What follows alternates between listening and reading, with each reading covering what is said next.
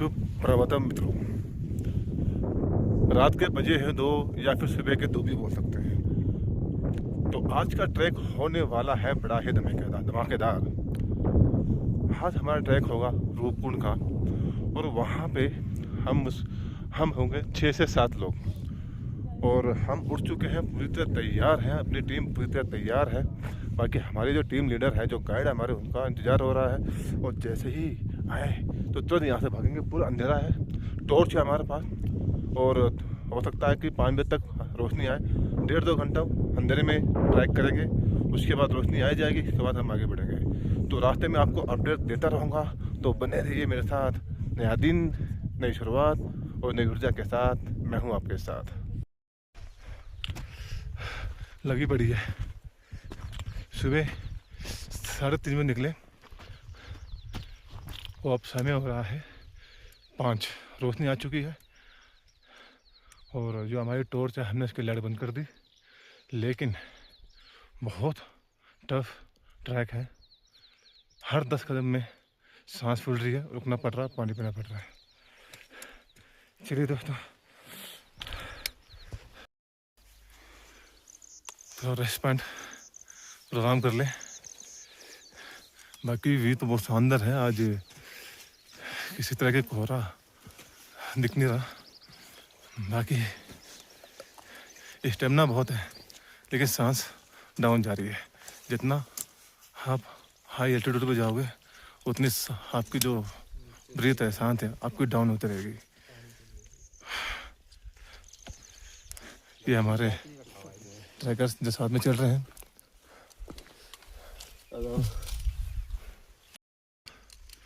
बिल्कुल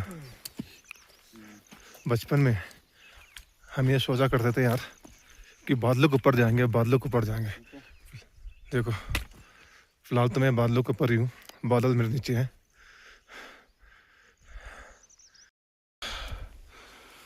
जहाँ भी आप पहाड़ों पर चढ़ाई करते हो तो बीच बीच में ये छोटे मंदिर आपको हर जगह मिलेंगे। कुछ ना कुछ मान्यता जरूर होगी। हम भी मत्था टेकेंगे और आगे बढ़ेंगे। जय माता दी। यहाँ से चढ़ाई करना है, बिल्कुल भी समतल नहीं है।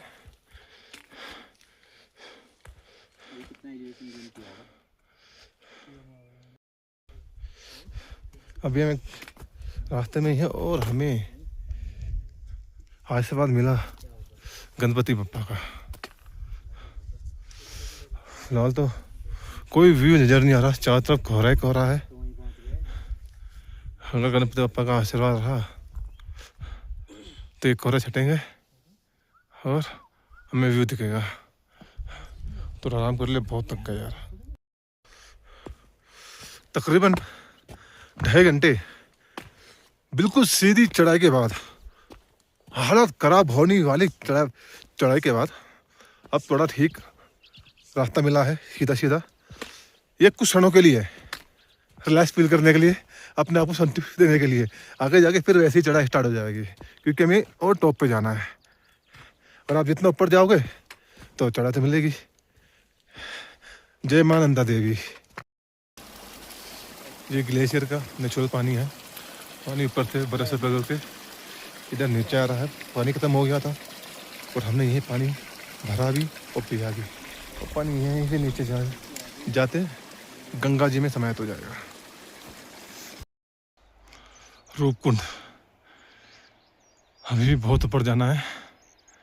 यहाँ पे ऑक्सीजन की बहुत ज़्यादा कमी है, इसलिए 10-10 कदम चल के, रुक के, सांस लेके फिर आगे बढ़ना पड़ रहा है। ये ग्लेशियर मेरे आगे है, एक पीछे। बिल्कुल मैं ग्लेशियर के पीछे बीचों बीच खड़ा हूँ।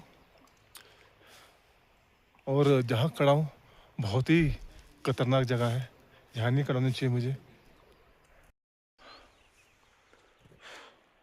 सुबह 3:30 बजे निकला हूँ रूपकुंड के लिए। अब समय हो रहा है 8, यानी 4.5 घंटा। यहाँ पे इतनी कमी है ऑक्सीजन की ना, मैं अपना आपको फिर समझता था। यहाँ सारी अकड़ी तुड़ गई मेरी। मतलब 10 कदम चलो रुको, 10 कदम चलो रुको। तकरीबन 16,000 फीट के ऊपर ये रूपकुंड है। अभी भी मुझे लगता है 1 घंटा और लगेगा ऊपर पहुँचने में। बाकी पीछे का व्यू देखिए आप, सामने ग्लेशियर है और यहाँ रास्ता ही नहीं, बड़ा ही दुर्गम रास्ता है ऊपर जाने का। ये मेरे नीचे पूरी खाई, इसको पार करना इतना मुश्किल नहीं है, लेकिन जब थक जाते हो, आपको सांस की समस्या होती है, सांस ले नहीं पाते, तो ये एक बहुत बड़ा टास्क बन जाता है। बाकी नेचर का जवाब नहीं। वो नीचे से ऊपर आया मैं और मुझे इसको ऊपर जाना है। बाकी देख सकते हैं ग्लेशियर को पार करते हुए मैं आया हूँ। ऑक्सीजन नहीं है यहाँ पे। इन रास्तों के जरिए ऊपर जाना है। रास्ता तो है नहीं, नाम मात्र रास्ता है। ये जो पहाड़ी है, बस इसमें पैर रख के ऊपर जाना है। जय माता दी मित्रों, मैं रूपकुंड पहुंच गया।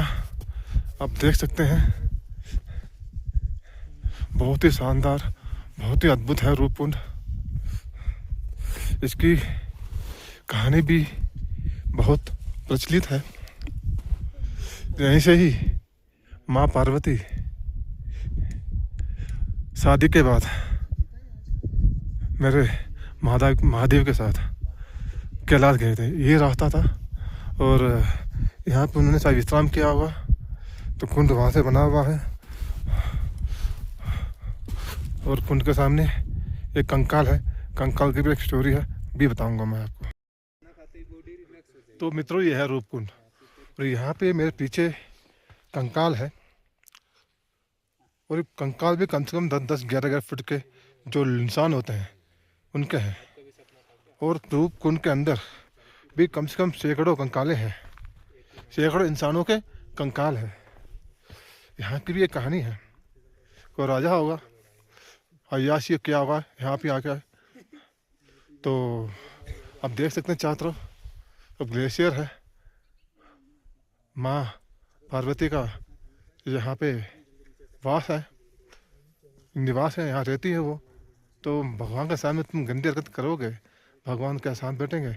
वहाँ से इतने बड़े बड़े ओले पड़े, ग्लेशियर सारा नीचे गिरा, सब की सब खत्म। तो आज भी नीचे तो इतना पॉसिबल ही ना जाना, क्योंकि सेफ नहीं है, बना क्या हुआ गार्ड ने मुझे नीचे जाने के लिए।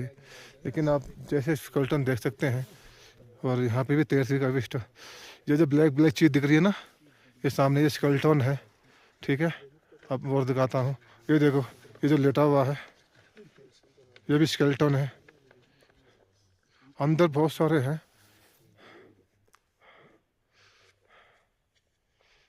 हर हर महादेव, हर हर महादेव, हर हर महादेव। नंदा देवी मैया की जय, नंदा देवी मैया की जय, नंदा देवी मैया की जय।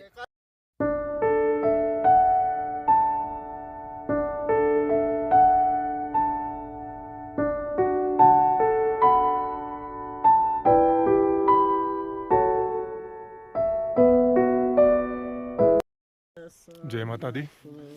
ये मंदिर रूपकुंड में है। माँ आदिशक्ति यानी पार्वती और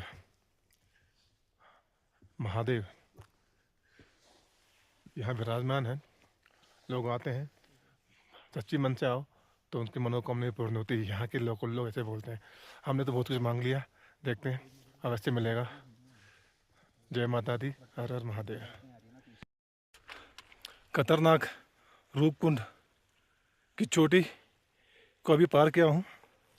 पूरा 90 डिग्री सीधा था, ऊपर से ऑक्सीजन की प्रॉब्लम।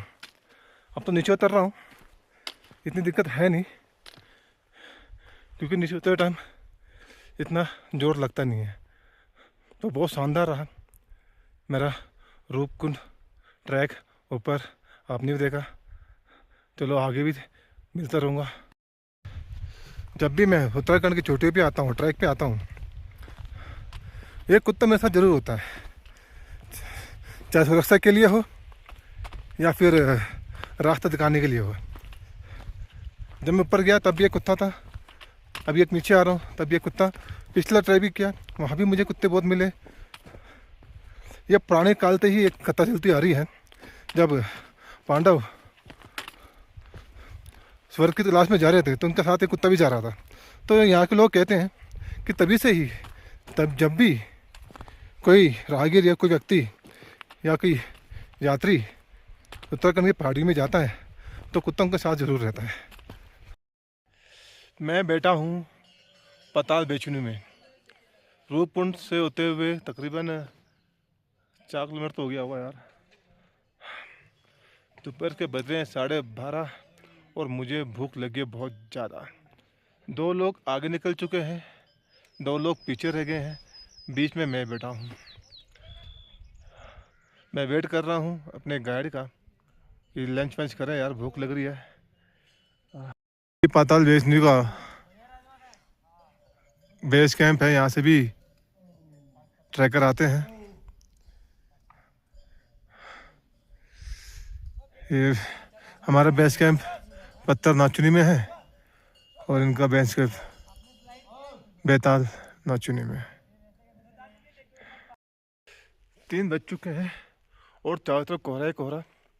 और सबसे बड़ी परेशानी ये है कि मैं रास्ता भटक गया, क्योंकि कोहरे के कारण कुछ दिख नहीं रहा। मेरे साथ मेरा गाइड भी है, उसी को समझ नहीं आया क्योंकि कोहरा ही दिख रहा है और लगता है कि हम किसी और दूसरे रास्ते से आ गए। इसलिए थोड़ा देखने गया हुआ है, इसलिए तब तक मैं यहाँ बैठ गया। तो देख के दोस्तों कितना कोहरा यार, कैसे हम चल पाएंगे, कैसे ट्रैकिंग कर पाएंगे। कर रहे हैं ना। भटकते भटकाते मैं अपना बेस कैंप पहुँच गया और मैं फिलहाल बाहर बारिश हो रही है इसलिए मैं अंदर से वीडियो बना रहा हूँ।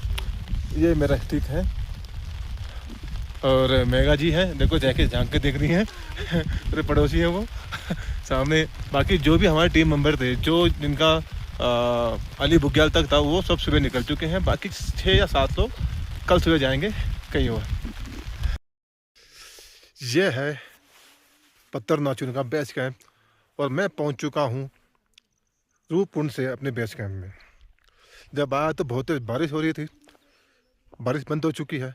अब पहाड़ी है, पहाड़ का मौसम कब बदले किसी को कुछ नहीं पता। और सामने किचन है, अभी अभी हमें पकौड़े खिलाए, चाय पिया हमने। थकावट बहुत ज़्यादा हो रही है, कोई इशू नहीं है, अभी रेस्ट करेंगे, कल तक फ्रेश हो जाएंगे, फिर नए एडवेंचर पर निकल पड़ेंगे। ये शेरू है, ये दूसरा कालू है। ये हमारे साथ ना रूपकुंड से ना नीचे तक पहुंच गए। कालू सो रहा है, उठ गया कालू, शेरू उठ गया, उठा हुआ है। भाई साहब बहुत खतरनाक है ये जो शेरू बैठा हुआ है। इसके बोलते हैं कि एक इंसान को ही मार सकता है। पहाड़ी कुत्ता है, दोनों ही पहाड़ी कुत्ते हैं, लेकिन शेरू एक अलग ब्रीड है। मैं हूं अपने टेंट में और बाहर हो रही है बारिश। आशा करता हूं दोस्तों आज का व्लॉग आपको पसंद आया होगा। अगर रूपकुंड का व्लॉग कुछ समझ आया या सीखने को कुछ मिला या कुछ जानकारी मिली तो धड़ाधड़ कर दीजिए शेयर, कमेंट कर दीजिए, लिख दीजिए जय माता दी।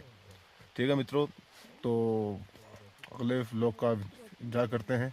शुभ रात्रि।